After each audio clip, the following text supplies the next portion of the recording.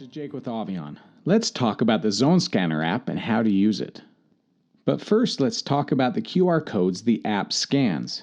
Each Avi-on node has a removable QR code sticker.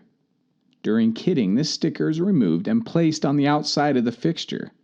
During the on-site staging procedure is a great time to scan these codes when the fixtures are placed at location waiting to be hung. The Zone Scanner app is an application that you run on your mobile device, but it is not an app but a web page. So you will not find it in any app store. To get this app, open a web browser on your mobile device and go to the web page zonescanner.avion.com. It is very important to follow the instructions and add this web page to the home screen of your mobile device. This will allow your mobile device to keep the login information each time you launch the app. To log into the Zone Scanner app, you will use a 4-digit code. This code will be provided to you and can be used across multiple mobile devices. Only one code is needed per account. Let's move on to the live demo. Once you have added the Zone Scanner app to your home screen of your mobile device and signed in with the 4-digit code, you are ready to start. Let's do a quick walkthrough of the app. On the main home screen, you see multiple items. I want to bring your attention to just one, the cloud icon and checkbox. When the cloud is showing, it is not synchronized with the cloud. It needs to push its information. When you see the checkbox, then it pushes the information to the cloud. The app can be used without internet and will store the information, but as soon as you can, when you are done for the day, you will want to open the app with an internet connection and wait for the checkbox to show up. Selecting the navigation icon in the top left, you will see several options. To join another site, you can select the join location. Since we are already joined to a site, we don't need to select that. This tells us the site we are joined to, and these are the different menu options found here and on the main screen. Once scanning is complete and you want a copy of the scanned data, you can choose the Export Database. This will give you a spreadsheet view of all the scanning you have completed. This last option locks the zones. I will address this later. There are 2 scanning methods I want to share with you. One involves letting the tech on site define the zone names, and the other is the project manager defining the zone names for the on-site tech. Let's do the on-site tech approach first, as this is the most common. Referencing the plans, we are going to start in 114 Office. Select Create Zone, name your zone, and select Save. Selecting the scanning icon in the bottom right corner, it will ask if you want to use your camera. Select Allow. Scan the QR code on the back of the light fixture. Select what zone you want it in, and you have added it to that zone.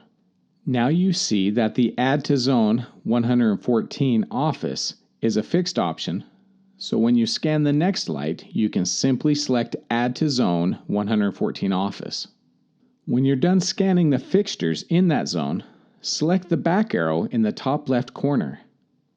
You will see that the zone was created with 4 devices in that zone. You can select that zone and then go into Devices and see the MAC address, product type, and firmware version it left the factory with. Going back, we have Notes and Pictures. This brings me to documenting wall stations for this room. For battery wall stations, there is no need to document for commissioning reasons, as they need to be woken up to be added to the system and programmed. For the AC wall stations, you do want to document what room they are in because they are always awake and talking. Documenting where the wall stations are makes it easy for commissioning both local and remote. Now the wall stations do have a QR code on them, but the QR code is too small for a camera to pick up. The QR codes were printed and manufactured before the creation of the Zone Scanner app. Later models of the wall stations will have a larger QR code. For now, this is where the Notes section comes in. Select Notes and then select Add Note. This is where you will document the last 4 of the MAC address of that wall station. After you enter the text, select the Save check in the top right corner. Other items that you would scan into the zone are standalone Bluetooth sensors and sensor input modules. If the standalone Bluetooth sensors do not have a QR code on them, then enter the last 4 of the MAC address into the Notes section, just like you did the AC wall station. Now repeat the same procedure for the rest of the zones. I just showed you the method of the tech on-site defining the zone names. The other method is the project manager defining the zone names for the on-site tech. Before the installation starts, all zone names can be defined based on the set of plans for that project. This helps when it comes to on-site descriptions like bathroom across from room 224 or northeast corner office, misspelled words, or case-sensitive people. You know who you are. Once you have the zones predefined, you can go back to the main menu and select Lock Zones.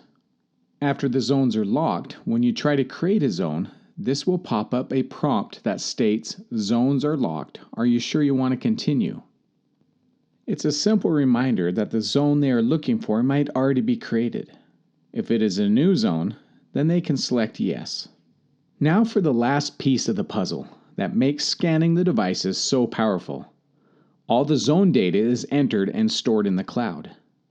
An Avi-on tech or certified Avi-on installer can access the account by using the Avi-on Pro commissioning tool.